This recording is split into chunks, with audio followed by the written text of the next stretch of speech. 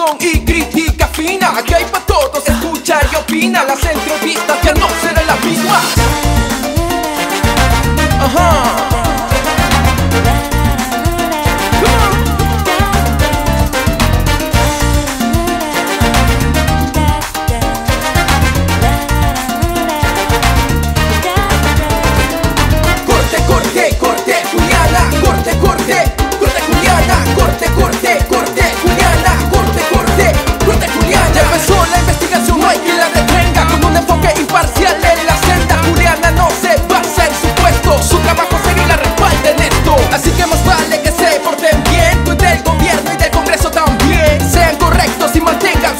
Si no tiene correa no habrá quien la soporte. Corte, corte, corte, corte, corte, corte, corte, corte, corte, corte, corte, corte, corte, corte, Juliana.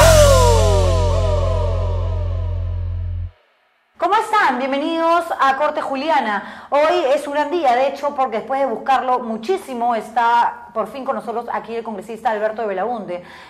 Yo debo decir que de los parlamentarios, de los dignísimos congresistas que nos representan, de los 130 en el Congreso de la República, con el que más me identifico, de hecho, es con él. Creo que tiene una apertura bastante interesante sobre temas que considero se tienen que cambiar en nuestro país si realmente queremos ser esa nación respetuosa, esa nación moderna, esa nación que reconoce a los seres humanos con los derechos, evidentemente, que en nuestro país todavía vienen siendo pisoteados constante y sistemáticamente. Así que, pues nada, en instantes hablo con él, pero antes voy a arrancar hablando del frigobar, del televisor de 43 pulgadas y ahora de las computadoras de diseño gráfico. Ayer le he sacado la mugre, mi programa en Latina, en 90 Central, a los parlamentarios, pero me la agarré por sobre todas las cosas con Luis Galarreta, el congresista que además es presidente de la mesa directiva, por lo tanto el más del legislativo. ¿Quién se cree este sujeto para venir a decir que la prensa es mermelera, que los periodistas, que ahora va a sacar la ley Mulder? O sea, encima amenaza, como decir, se quejan de nuestra adquisición, se quejan de nuestra próxima compra, entonces que venga la ley Mulder para que el Estado no pueda invertir en medios de comunicación. A mí me parece que lo que invierte, al menos el gobierno de PPK, no sabemos cuánto va Vizcarra, pero lo que invirtió PPK, lo que invirtió también Alan, y Mulder allí no decía absolutamente nada, fue excesivo. Ojo, con eso me pueden botar del canal, no lo sé, pero lo que voy es que no se puede dar una partida tan grande, tan amplia en un país pobre a publicidad estatal que obviamente es transmitida en radios, periódicos y canales de televisión, señal abierta o cerrada, pero finalmente medios de comunicación, empresas privadas, no públicas. Creo que es un exceso, que alguien debería de controlar, que debería de haber un límite. Hasta aquí se puede gastar porque este otro dinero tiene que ser utilizado para algo realmente más importante. Pero ustedes creen que una campaña de salud, ustedes creen que un comunicado por parte del Ejecutivo realmente va a trascender, realmente la gente se va a enterar, si solamente lo transmite Canal 7 y Radio Nacional. No, pues señores, no pasa en ningún lugar del mundo y menos en estados, en naciones democráticas.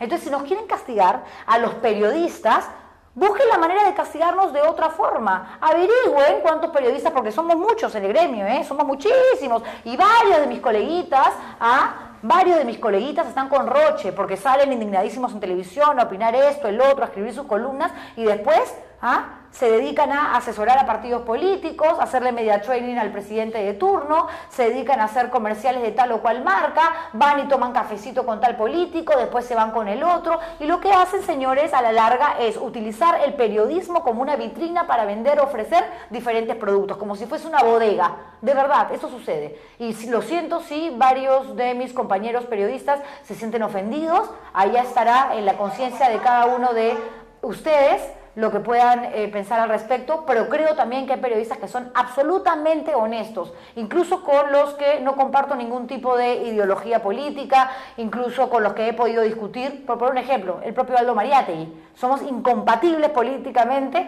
pero nos sentamos y podemos conversar de muchas cosas, y creo que es un periodista sumamente honesto. Está Patricia del Río, está Renato Cisneros, hay muchos, en realidad tengo muchos amigos, Fernando Díaz, gente que realmente vive de esto, del periodismo, para bien o para mal. pero vivimos de esto, entonces no es justo que nos contaminen, mismo tecito de Paolo Guerrero, y salga Galarreta a decir que la prensa mermelera. ¿Qué mermelera? El único que está buscando su mermelada de fresa, de piña, de naranja, de guaymanto es usted con la compra de los frigobares. A ver, dicho esto, paso a presentar a Alberto de Belaúnde, congresista independiente, formó parte de las filas de Peruanos por el Cambio y como muchos otros se fue indignado, molesto y de hecho también decepcionado por la actitud de Pedro Pablo Kuczynski, en quien confió, razón por la cual postuló por esa agrupación. Gracias por venir, por fin. Muchas gracias por la invitación. Sí, lamento haberme demorado algunas semanas. El horario es un poco complicado porque, claro, es media mañana en el Congreso. Sí, pues es cierto. Pero hoy... en el Congreso tampoco hacen mucho, ¿eh? Depende del congresista. Pero yo lo que hice fue, desde la semana pasada, separé toda la mañana. Para poder estar acá. Muchísimas gracias por eso y gracias también por venir en medio de una coyuntura donde, claro, el Congreso está allí, se ha convertido en el blanco de las críticas y realmente se lo merecen. ¿Qué necesidad de comprar 60 televisores, tantísimos frigobares y ahora nos hemos enterado recién ayer que 7 computadoras de diseño gráfico valorizada cada una en 34.000 soles? ¿No le parece un escándalo? Ahí hay varias cosas. A ver. ¿No? Primero, la prensa tiene todo el derecho, yo diría la obligación, de fiscalizar a los congresistas y al Congreso en general. Y ser incisivo, y ser pesados, y ponerte el micro, y no dejar no bajar el micro hasta que respondas. Segundo... Además ya no está Bugatás, que se agarraba tu micro y se lo llevaba. ¿Ah, sí? Hasta ahora me debe 2. ¿En serio? Sí, se llevó 2 micros. Voy a usar eso. No, mentira. Y segundo, los congresistas tenemos la obligación de responder, más aún el presidente del Congreso si es un tema administrativo. La obligación. No es un favor que se hace a la prensa, no es un favor que se hace al ciudadano. Toda duda tiene que tener una respuesta oficial, con papeles y con hechos y sin adjetivos. ¿Pero a usted le parece que la respuesta sea un comunicado donde dicen, por si acaso los televisores no van a ser para ver el Mundial Rusia 2018? ¡Qué vergüenza que respondan de esa forma! Y tercero, la información que se dé tiene que ser información clara, ¿no? Yo, por ejemplo, el tema de los frigobares, sí. Yo tengo un frigobar en mi oficina que heredé de Javier Bedoya, y que es fundamental para que mi secretaria, los asesores, asistentes guarden su almuerzo, el tupper de su almuerzo para mediodía. Yo no uso ese frigobar. ¿Pero usted pidió un frigobar para su despacho? No, lo que pasa es que me heredé el de Javier Bedoya. De acuerdo, pero para renovar, digamos, el equipo, no pidió. No, porque no se ha malogrado. Ok. Pero si estuviese malogrado y hay la posibilidad de que el Congreso lo reemplace, lo hubiese pedido. ¿Y hubiese pedido televisor? Yo tengo un televisor que funciona, pero digamos, tengo un televisor viejísimo para mis pobres asesores, les pido disculpas, pero si se malograra el televisor pediría uno. No haría especificaciones técnicas, a mí me da igual. O sea, lo que es importante en un despacho, o sea, 43 pulgadas, sé que puede sonar... 43 pulgadas, HD, Smart TV, o sea... Muy excesivo, ¿no? Lo que necesitas es un televisor que pueda transmitir el canal del Congreso, porque claro, tú estás ahí en el pleno y tus asesores no están contigo ahí. Ya, pero seamos honestos, congresistas. ¿Quién ve el canal del Congreso que es más aburrido que chupar clavo? O sea, ¿quién ve el canal del Congreso? Es mi chamba. Pero escucha, no hay nada peor que el canal del Congreso. Pero, por ejemplo, ayer yo no podía ir, yo normalmente voy a Comisión de Constitución, pese a que no soy miembro, porque ahora que soy congresista independiente no tengo nada. Claro. ¿No? Pero yo normalmente voy a Constitución. Y ayer no podía porque tenía que recibir a una serie de ciudadanos en mi despacho en la mañana. Entre reunión y reunión, yo tenía el canal del Congreso prendido, vi todo el rochezazo de la ley de cooperativas, sí. Y es importante que yo esté informado de eso, al igual que mis asesores. Entonces, sí tiene un sentido. ¿Cuál es el problema? El problema es que cuando uno no es lo suficientemente transparente, da espacio a que la gente saque sus propias interpretaciones. De acuerdo. Y cuando uno no es sensible, yo estoy seguro que podríamos haber comprado televisores de 20 pulgadas menos, y no había pasado nada. Es que ¿sabe cuál es el tema quizás también? El tema de las computadoras sí requiere una explicación por el precio, ¿no? No, 34.000 soles. No cuadra los números. Ayer me escribió en el Twitter un chico que es diseñador gráfico, director de arte. Me dice, Juliana, yo trabajo con esas mismas computadoras que son de marca Mac, Apple, que son grandes efectivamente, que tienen entrada para DVD, para CD y para varios conectores de USB. Eso cuesta como mucho, comprándola en Perú, no trayéndotela, claro, que siempre es un poco más económico, $6.000. Claro, entonces la explicación ahí... 34.000 soles, una computadora. Entonces, la explicación ahí no es si la compras o no, porque estoy seguro que alguna función va a haber en el área de comunicaciones y de diseño y tal. La explicación que hay que dar ahí es por qué cuesta tanto. Exacto. Y no hay que distraernos en si el frigobar o no frigobar, si está mundial o no mundial. Hay que ver, me parece, los temas de fondo. Todo tiene que ser respondido.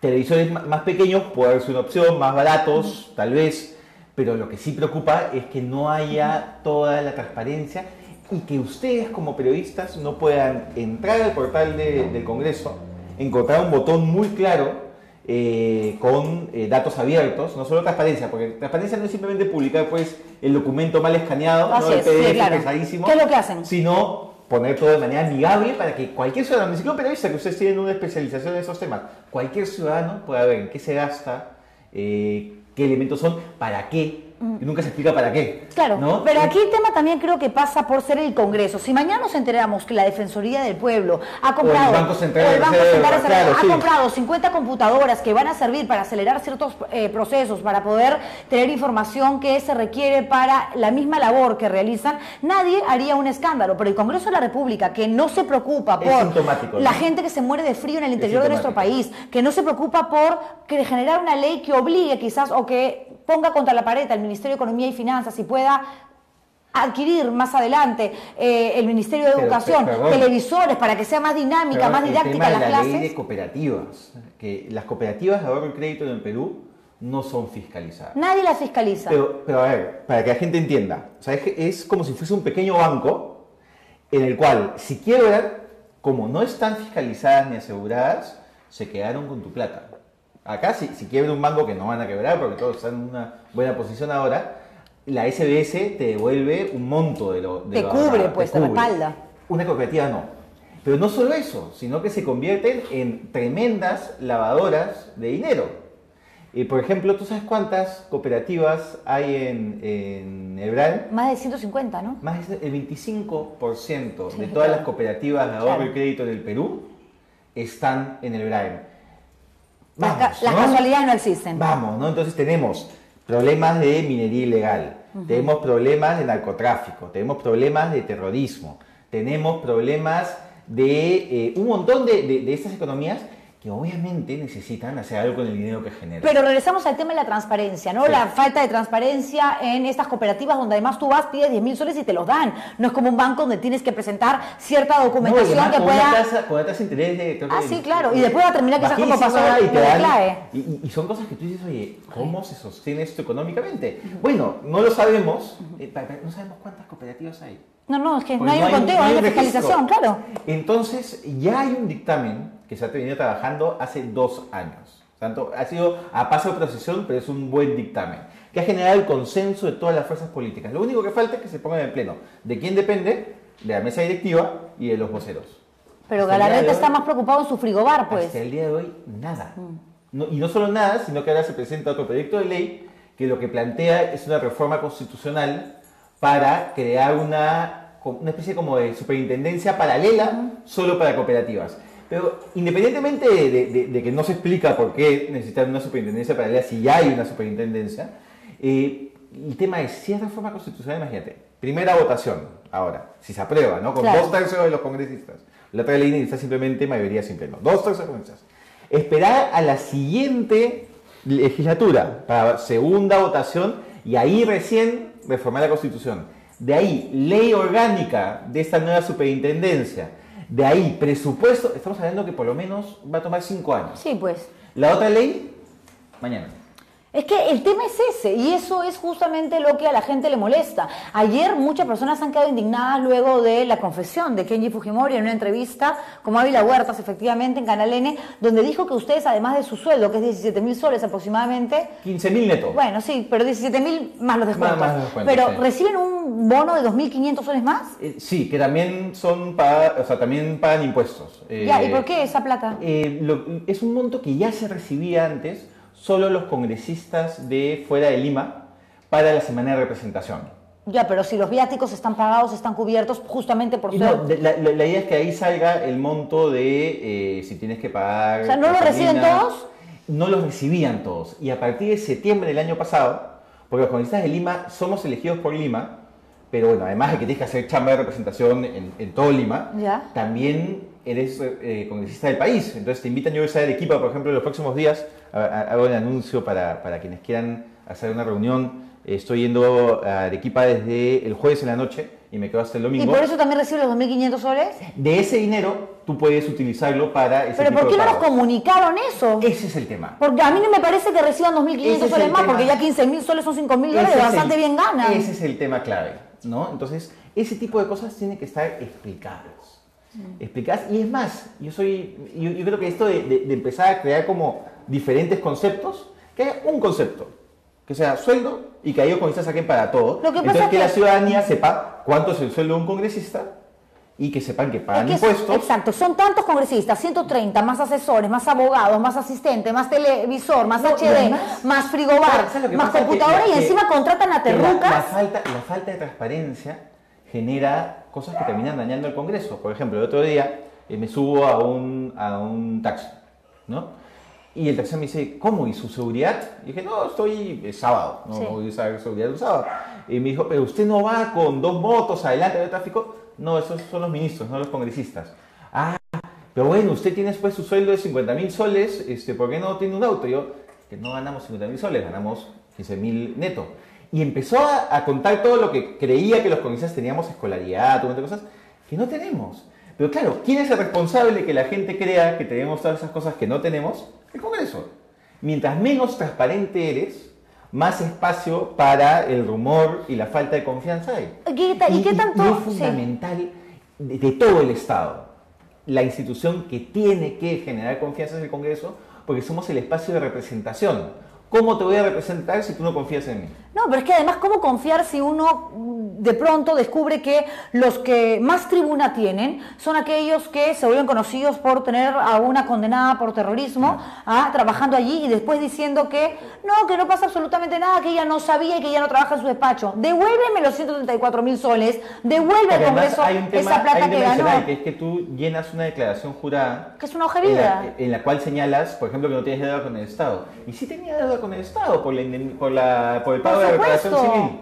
Y hay un tema adicional que creo que parte de una autocrítica que tiene que hacer un sector de la prensa. No me corresponde a mí salir a criticarlo porque no es mi estilo además. Pero, por ejemplo, el otro día hemos logrado un consenso estupendo para una ley que restrinja los plásticos de un solo uso que están matando nuestro océano. Y nadie Ya. comunica eso. Nadie ¿Es comunica, verdad? sale así. Pero si yo salgo mañana y llamo Zambacamnuta, mi amigo Hino Costa, el titular va a ser así. Entonces, eso genera un incentivo perverso en el cual Sí, sí, tú sí. estuviste en el Congreso. ¿No? Años. Desgraciadamente, años. Todavía está viendo el psicólogo. me Sí, imagino, todavía. para poner- Después, hoy yo tengo terapia, fíjate. Es más, ha sido más al Congreso que muchos congresistas.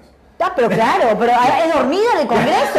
Cuando Entonces, hacían los plenos que duraban Y tú hasta las... dime si no hay congresistas que son los congresistas de pasos perdidos. Pasos Pero- perdidos es Como un jirón para entrar. Sí, para entrar, donde se pone la prensa y cuando claro. entra un congresista que además debería estar en su oficina chambeando, igual Congreso solo para comisiones.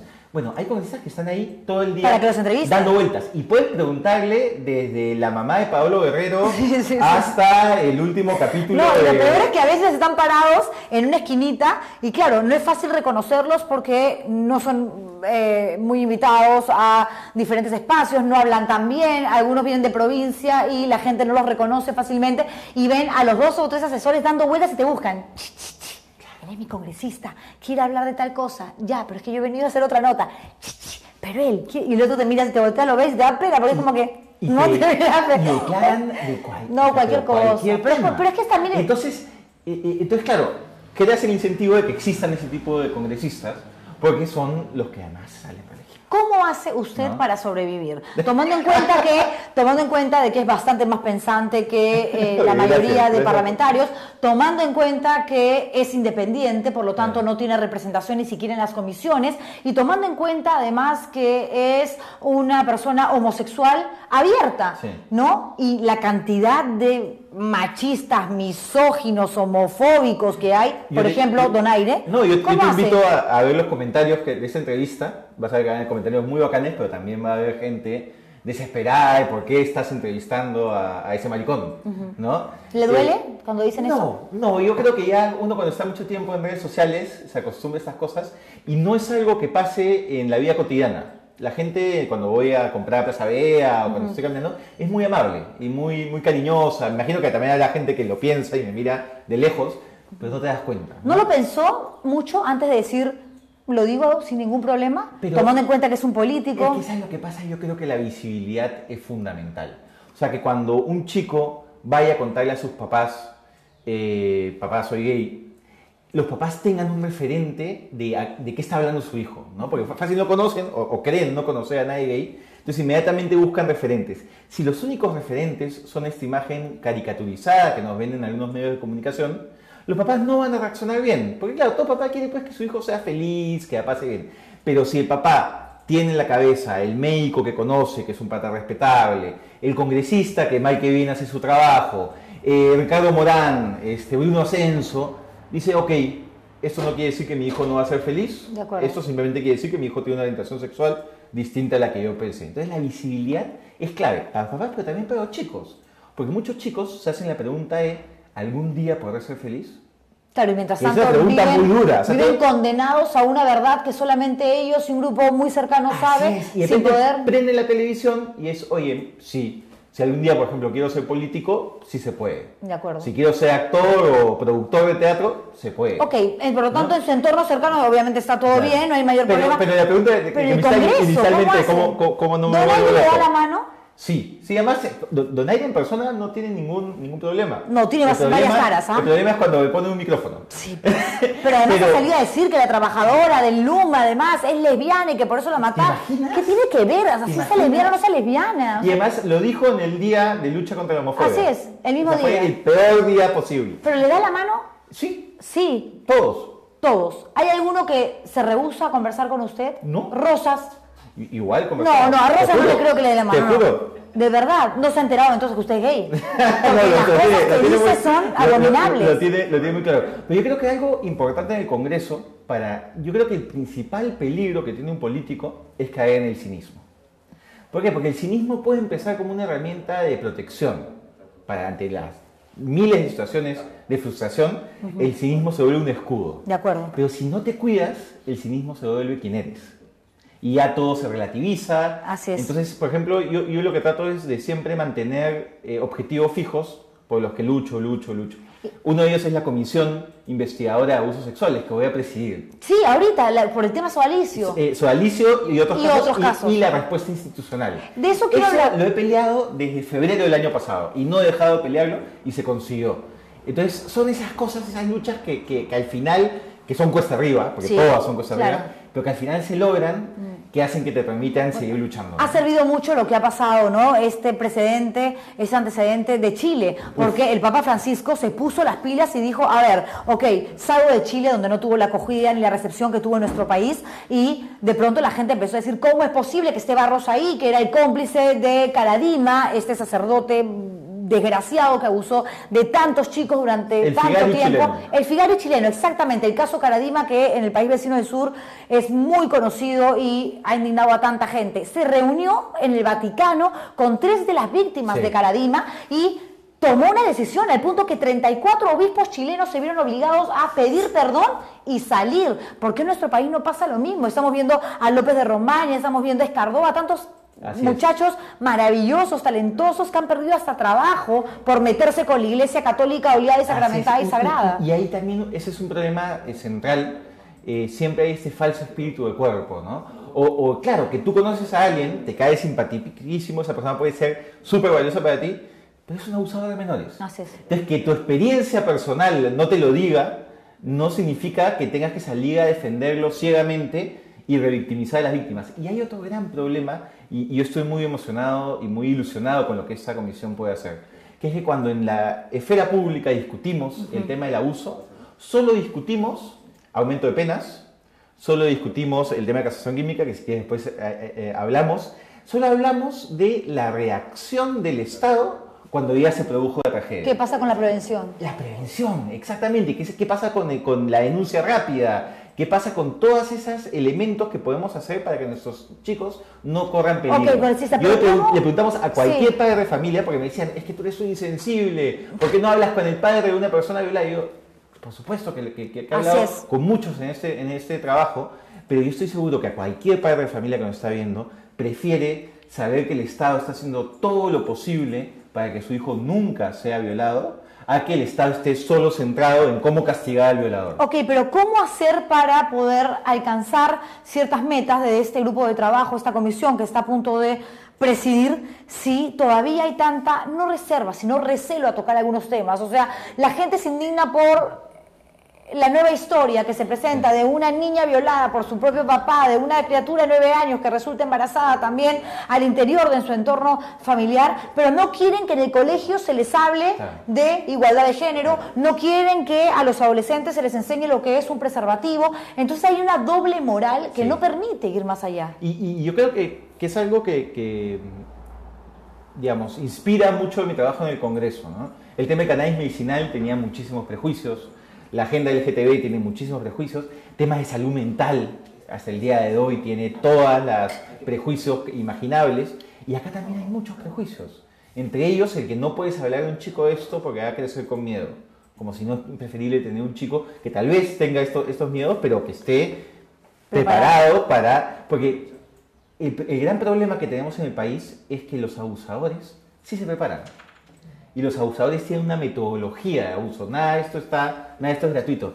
Figari, cuando era profesor de religión en un colegio, tenía acceso a los files personales de los alumnos y revisaba quiénes tenían padres separados, papá ausente, problemas, y a ellos iba. Entonces lo que yo me pregunto es, si los abusadores tienen metodología, ¿por qué el Estado no tiene una para prevenirlo? Pero que identifique a esos mismos alumnos y los proteja. Si un chico tiene 15 de promedio y de repente 2 bimestres después su promedio es 10, algo le está pasando. Definitivamente, pero a mí me pasó, por ejemplo, en 2 oportunidades que hice una denuncia contra el Colegio José Olaya porque vinieron 2 personas a Lima que viven en Suiza y el otro en Atlanta, hermanos, a denunciar, a encarar al pedófilo, a su depredador. Barranco, exactamente. Logramos cerrar el colegio. El tipo huyó porque no pusieron impedimento a salir del país y a los 5 o 6 años murió en Argentina. Es lo último que nos enteramos. Pero claro, este chico entra con una cámara secreta y el tipo se lo confiesa. Entonces nosotros moviéndonos, por favor, métanlo preso. No, que ya prescribió. ¿Cómo va a prescribir un delito de violación sexual? ¿Cómo vas a poner fecha de vigencia al dolor de un ser humano? Porque además, lo que demuestra, por ejemplo, el estudio, en Australia han hecho un estudio muy serio de más de 3 años sobre este tema, y demuestra que un chico que es abusado, lo más probable es que se demore 25 años en poder denunciar. ¿Y eso? Y eso, a veces mucho más, y ya prescribió todo. Entonces, yo presenté un proyecto de ley, al igual que Indira Wilca, igual que Carla Scheffer, Alejandra Mayo, para lograr la imprescriptibilidad en los delitos de violación. Y se ha aprobado. Pero ¿sabes cuál es el tema? Y acá viene nuevamente la manera como enfocamos las noticias. Se aprobó el mismo día que fue la primera votación de esta ley de castración química. Entonces, al día siguiente todos los titulares fueron castración química y nadie pone de titular una noticia que es buenísima. Es buenísima, no, yo lo sabía y además lo felicité. Entonces, y la castración química pues es una venta de humo espantosa. No, además castración química para los condenados a cadena perpetua. ¿Para qué vas a gastar en medicinas que el presupuesto? La otra vez hablaba con un médico que es un capo, Bromley, y me decía, Juliana, esto mensualmente es por lo menos 1.500 soles por persona. Por lo menos. Y si van a estar presos.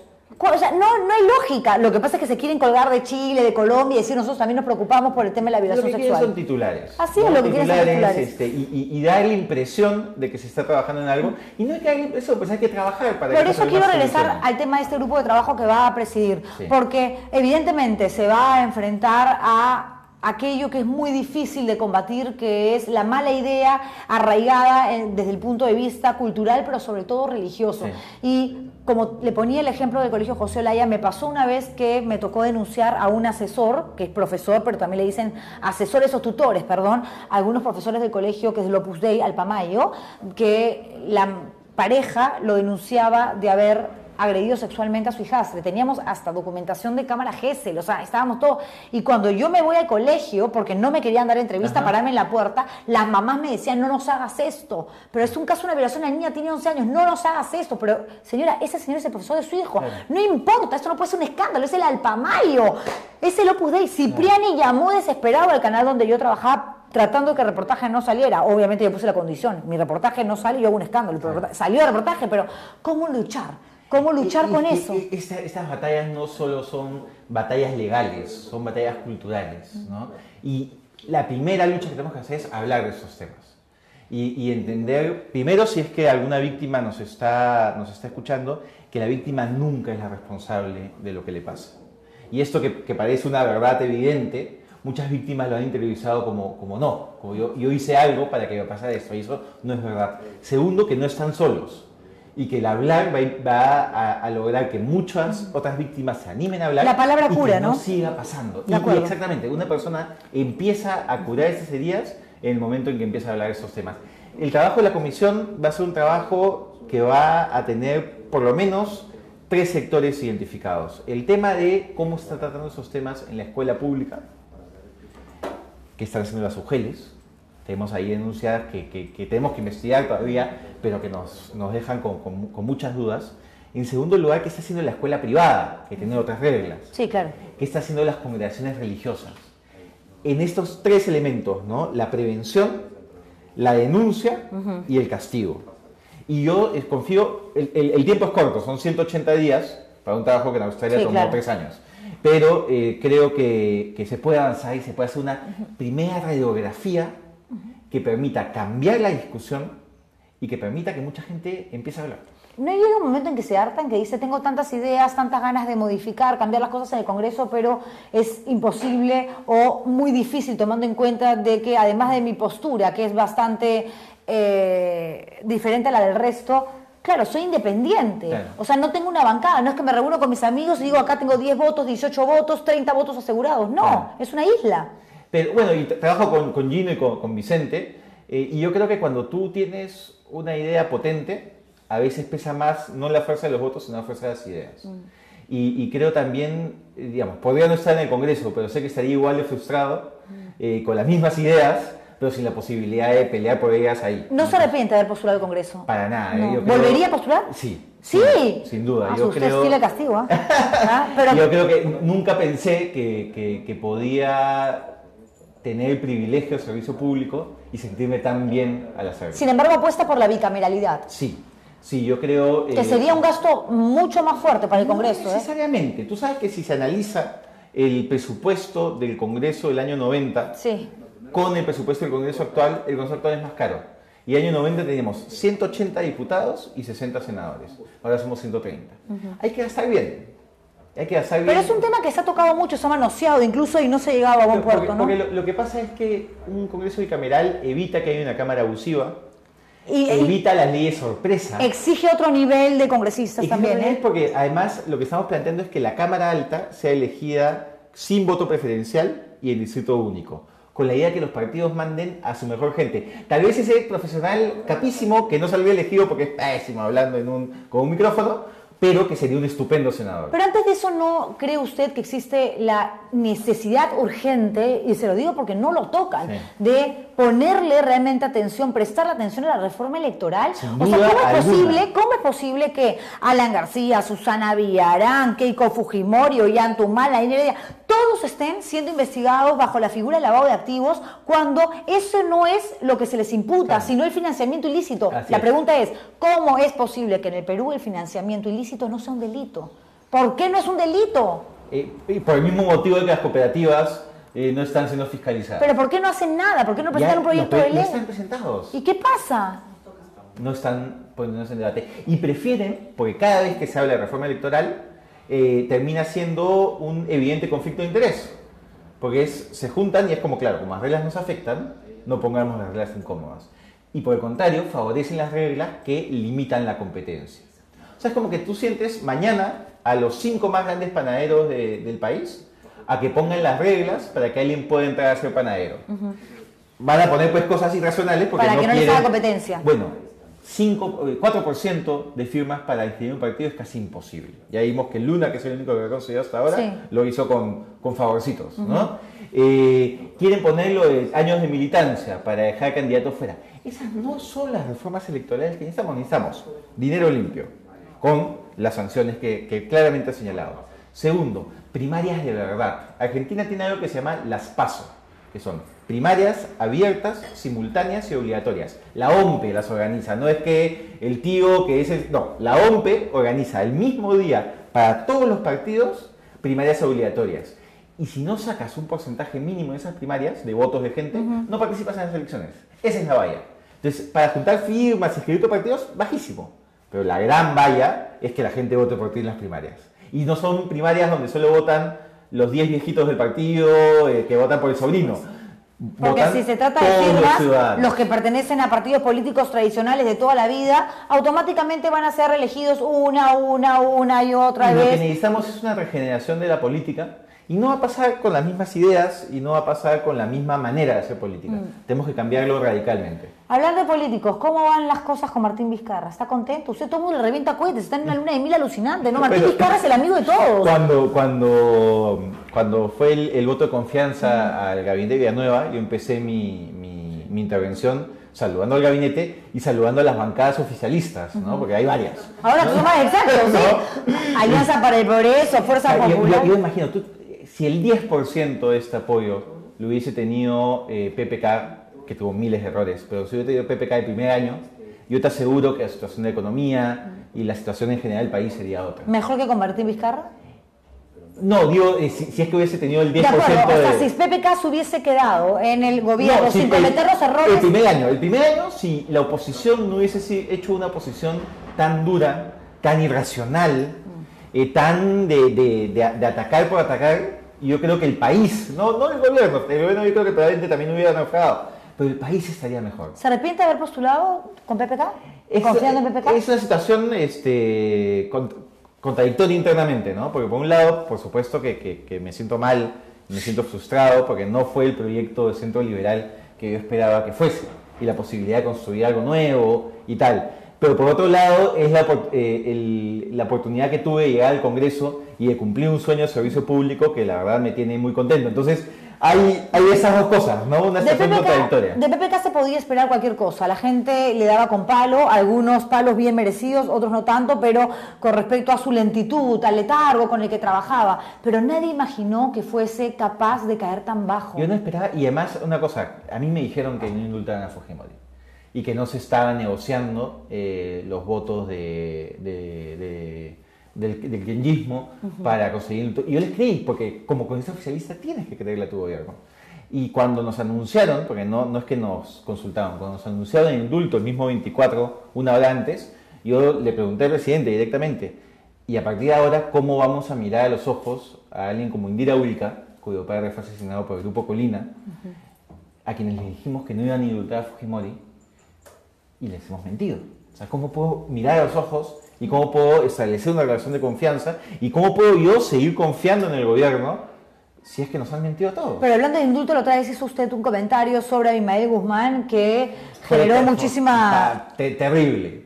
Sí. Hay momentos en la vida donde uno quisiera poder poner el botón de retroceso y Sí. pensar bien las cosas. Porque ¿Qué de fue lo que verdad pasó? cree que merece un indulto, nunca podría dije- merecer. Nunca dije eso. Lo que dije, y voy a aclararlo, fue, por el caso de Fujimori, nadie merece morir en prisión. Si alguien está muy enfermo, debería... Y Mijael, que es muy agudo, me dice, ¿y Abimael Guzmán? Y claro, pues evidentemente la respuesta que tenía que haber dicho en ese momento es, toda regla tiene una excepción. Y los terroristas son una clara excepción, deben morir en prisión. No lo hice, pues. Claro.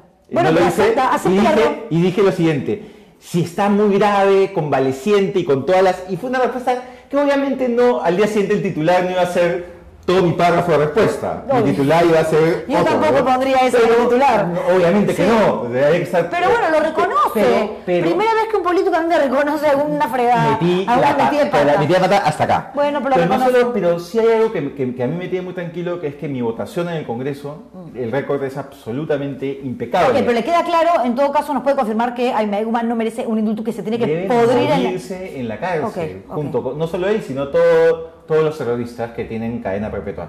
Pero mi récord en el Congreso es todas las votaciones sobre temas de terrorismo, he votado en contra del terrorismo. Todas. Ni una sola he marcado ámbar ni me he Ok. desaparecido. Y segundo, he presentado el proyecto de ley que espero que se apruebe este jueves, que le dará todas las herramientas para poder demoler el llamado mausoleo senderista, que es una vergüenza que se cumplan 2 años ahora en junio. ¿Y sigue ahí? Y sigue ahí. Entonces yo dije, oye, ¿cómo puede seguir acá? Pateada de pelotas y vacíos legales. ¿Y qué me dice el LUM, del lugar de la memoria? Pero, que también mira, se lo quieren bajar ahora. el jueves, si se aprueba la ley que he presentado, en 15 días puede estar demolido este Ojalá, mausoleo. es una vergüenza realmente. Un país que ha Entonces- sido dañado, ha sido pisoteado, ha sido maltratado, cuya historia ha sido escrita con sangre por parte de estos genocidas, malditos monstruos, tenga ahí pues un mausoleo. Papelón. El tema del LUM. ¿Tú has ido al LUM? Sí, me encanta. Maravilloso. Amo el LUM. Eso además explicado de manera didáctica, con cosas modernas. Y que además uno no va y tiene una guía, uno va y recorre el lugar y va Recorres, caminando. son varios pisos, Sí. puedes avanzar, retroceder.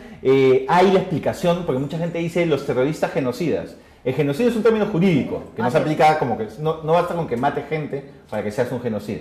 Para ser genocida quieres que exterminar a gente. Y ahí está la explicación de por qué Sendero es genocida. Ok, pero sí por los hubo- ayánicas. De acuerdo, pero sí hubo, regresando al tema del conflicto con Donaire y la trabajadora de LUM, sí creo yo que hubo un exceso por parte de esta señora en dar una opinión personal en un lugar como un museo. O sea, tú no puedes decir, bueno, así como indultaron a Fujimori, también el abogado de Abimael Guzmán podría bien solicitar una gracia presidencial. Si lo piensas, te quedas callada, estás en el lugar de la memoria, es un tema muy sensible. Sí, nunca un guía de museo da Jamás. opinión personal, pero también es cierto que nosotros hemos visto la versión editada de este video. Sí. Lo que dice la chica que fue entrevistada por Rosa María Palacios es, no dejaban de acosarme con preguntas. Entonces, claro, si te están acosando con preguntas y después editan tu peor momento de respuestas, no me parece que, o sea, la mejor manera que tendríamos para dilucidar este tema es que el señor Donaire entregue dé material completo. y se ha negado. Y por eso fue que no lo entrevistaron en Canal 7. Sí, pues. Y eso le ha costado el puesto a un periodista, lo cual me parece lamentable.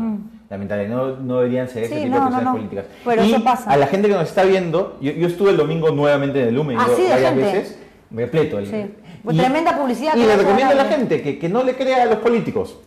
Además, vayan al LUM exacto, y no hay- háganse su propia opinión. No hay una sola parte en el lugar de la memoria, que además es un lugar hermosísimo Hermoso. y muy bien cuidado, donde se haga apología al terrorismo, por Dios. La historia se tiene que contar tal cual sucedió. Y así como hubo este grupo de genocidas, malditos, desgraciados, también hubo un grupo paramilitar clandestino creado por Montesinos y Fujimori para matar de forma extraoficial a todos los que creían que eran terroristas.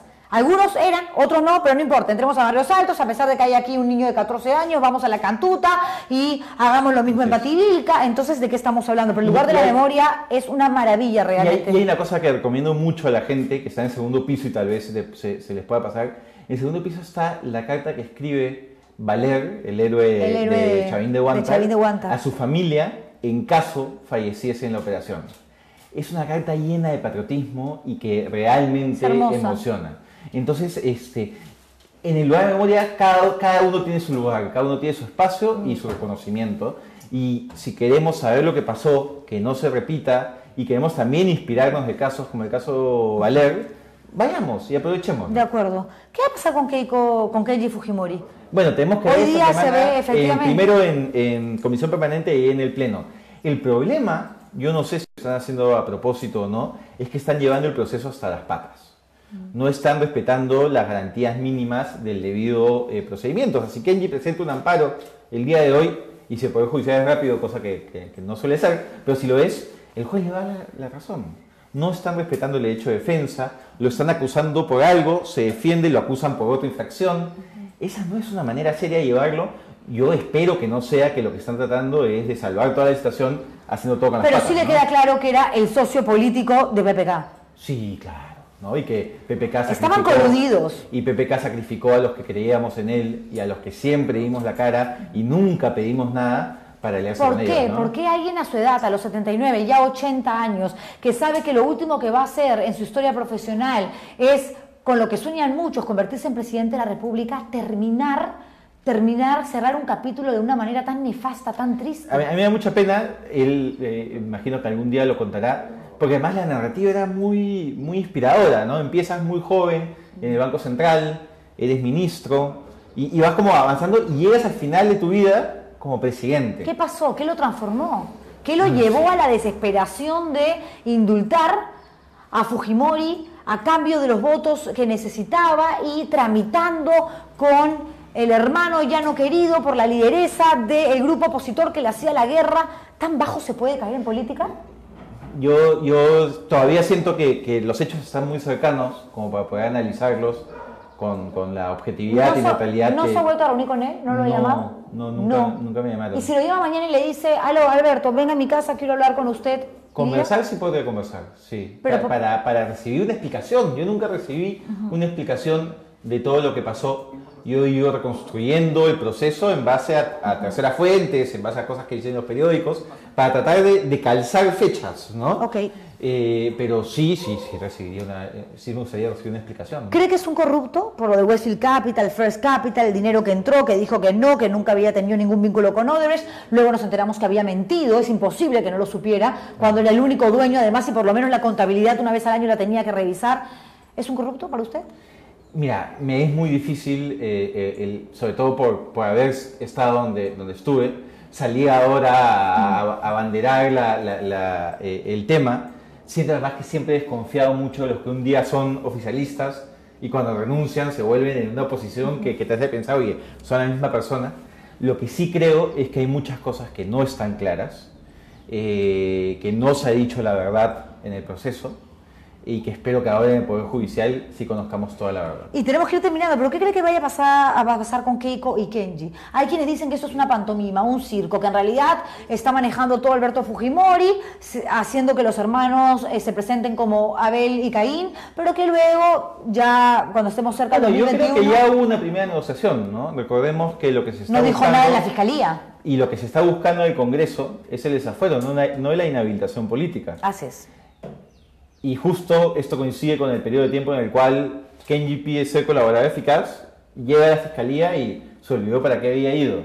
Yo creo que cuando estamos hablando de actores políticos que representan una corriente que no es democrática y que tampoco se ha caracterizado por su transparencia, el tema de si están peleados o no son anécdotas. Pero, al final se sentarán en una mesa, se repartirán pues el poder, que es lo que les interesa, y seguirán adelante.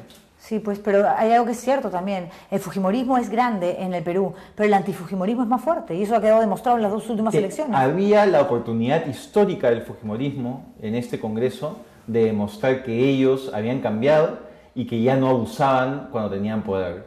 Y lo que han hecho es simplemente confirmar todo lo que ya sabíamos en los 90s. El fujimorismo con poder es abusivo. Una pregunta, cuando usted, por ejemplo, formaba parte de la bancada de Peruanos por el Cambio, ahora es independiente y toma las decisiones que quiere, va donde quiera, pero ¿se consultaba a los asesores si accedían o no a una entrevista? Le pregunto esto porque yo he conversado muchas veces con Sousa, he conversado con Chacón, he conversado con Carla Scheffer, he tenido a varios parlamentarios entrevistados, y a raíz de las últimas elecciones, de los últimos comicios, me bloquearon.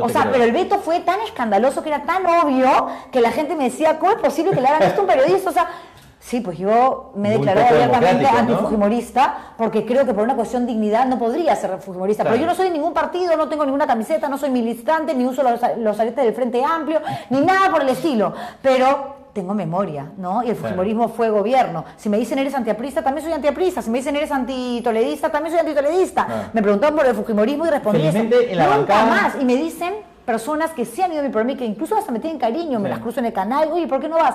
Porque no me dejan. Mira. ¿Eso pasa? No, mira, en Peruanos por el Cambio, mientras yo estuve ahí, nunca pasó. Es más, y no van a dejar meter equipo, o coordino directamente yo mis entrevistas por WhatsApp y tal, o cuando ya estoy muy sobrepasado, llaman a Vania probablemente, que trabaja en mi despacho, y coordina. Y pero a mí lo que me han dicho es, todo. Yo tengo muchas ganas, Juliana, pero no nos dejan. ¿Qué es eso? Eso va además en contra de la idea de que un congresista no tiene mandato imperativo, ¿no? O sea, a ver, tienes una bancada, te pueden dar un coaching, te dicen, oye, ya, tal vez esta semana no vayas donde Juliana, anda la próxima que va a estar más calmada. No van, simplemente es, hola, voy, sí voy, ¿dónde es? ¿En Latina o en Corte? Ya, ¿quién es? No podemos, no me dejan. Te puedo creer. Sí, claro, yo digo, pero les he dicho, incluso a una me la encontré en un café, otra le dije, ¿por qué no va? Deme una explicación, Juliana, yo tengo mucho cariño, pero Keiko no te quiere. ¿Pero qué, Keiko es Dios? No entiendo. A mí me parece inaceptable y es más, no solo habla mal de la bancada, sino habla mal de los congresistas que se dejan presionar así. Galarreta nunca en su vida me ha dado una entrevista y tengo 20 años haciendo periodismo. ¿Puede creerlo? Bueno, en fin, no importa, se la pierden ellos por último, porque yo voy a seguir sacando la mugre. Le quiero agradecer muchísimo por haber venido al programa. Gracias, hemos conversado largo y tendido. ¿Cuándo arrancaría esta comisión más o menos? Ya estamos instalados, estoy terminando de consolidar el plan de trabajo. Estoy buscando alianzas, porque tú sabes que Necesita. Sí, por ejemplo, hoy día me reúno con Save the Children, que tienen el know-how. Sí, claro. Me voy a juntar con UNICEF y seguimos para adelante. La próxima semana en Chile, estoy yendo a Chile con la mía para reunirme con las víctimas de Caraima, para ver la experiencia y el proceso chileno, para ver qué cosas podemos replicar. Y nada, estamos con todas las ganas y toda la energía para que este sea un informe de comisión investigadora que marque un antes y un después en el tema y un antes y un después en las comisiones investigadoras del Congreso. ¿Y quién va a integrar esta comisión además? Está Ana María Choquehuanca, está también Gloria Montenegro, está la congresista Esa Úrsula. choradaza, Gloria Montenegro, estuvo con nosotros, ¿no? Es muy Brava bacana, es muy bacana. A mí me encantan las políticas mujeres que son guerreras y ella es una de ellas. Está también Úrsula Letona, el congresista Yuyes de Tumbes y el congresista Castro, también de Fuerza Popular. Bueno, va a ser bastante bizarro y pintoresco, entonces, ese grupo de trabajo. Pero creo que todos estamos alineados y sobre todo hemos interiorizado la relevancia de esta comisión y la urgencia de empezar a cambiar la manera como estamos enfocando este terrible problema. Sobre todo por nuestros niños, no por Así nuestras es. niñas. Yo vivo realmente con pánico. Yo a veces digo, ¿por qué le digo tantas cosas a María? Tiene 5 años. No me queda otra. No. Le tengo que hablar. María, esto no lo toca nadie. Nada que te agarran de la manito y te dicen, te llevo donde tu mamá. No lo conoces, no la conoces, gritas mamá. Y si no estás, no importa. Aparezco así, no sé. Ni tíos, ni primos, ni ni que viene amigos. ni siquiera tu padrino que viene, cómo te ha crecido la cinturita nada. que grandita que el potito, nada. Y si no quiere dar beso al saludar, que no dé beso. No, ¿por qué obligan a los niños? Dale así es. beso, dale beso. ¿Por qué no quiere? Y por algo los niños a veces rechazan a ciertas personas. Hay miradas, hay gestos que los niños realmente claro. olfatean y perciben de una forma que a veces los grandes no entendemos porque ellos son mucho más sanos de acá que nosotros y porque tienen una sensibilidad Y es especial. importante que la gente capte las señales, ¿no? Así Si tu es. hijo le encantaba ir al colegio, de repente ya no le gusta ir al colegio, si no quiere ir a la casa de la abuela Así y es. hacer una Algo está pataleta, pasando. Algo está pasando. Algo está pasando. Conversen. Siempre lo mejor es conversar en un ambiente de confianza y tratando siempre de ser lo más horizontales posible. ¿Ves? Ustedes acá, Luis Ángel, ya que se burlan de mí porque ando todo el día con María. Mi mamá dice que María es mi moco, ando todo el día con ella. Todavía la tengo pegada, pero sí, pues prefiero cuidarla y estar yo ahí en primera persona que soy su madre. Y qué mejor que eso. Pero ese no es el tema. El tema es que le agradezco muchísimo por haber venido. Muchas gracias. Gracias, Después comparta después el video que lo subimos ahorita en Facebook, en Claro las que redes sí. sociales. Y muchas gracias gracias nuevamente por haber venido. Espero que hayan disfrutado esta entrevista. ¿Con qué cámara estoy? Porque acá ni me avisan ya. Con esta. Ok. Roberto, ¿qué pasa? ¿Se ha contagiado Luis Ángel? ¿Te has dado cuenta? La mala onda total, la onda a esa. Date un poco de cariño. Chao, señores. Cuídense. De repente esta semana hacemos un streaming, un monólogo, una cosa así, que acá Luis Ángel me está obligando, me explota, porque dicen que funcionan un montón. Bueno, voy a hacerlo. Tengo otras cosas que hacer. Gracias, señores. Cuídense. Chao.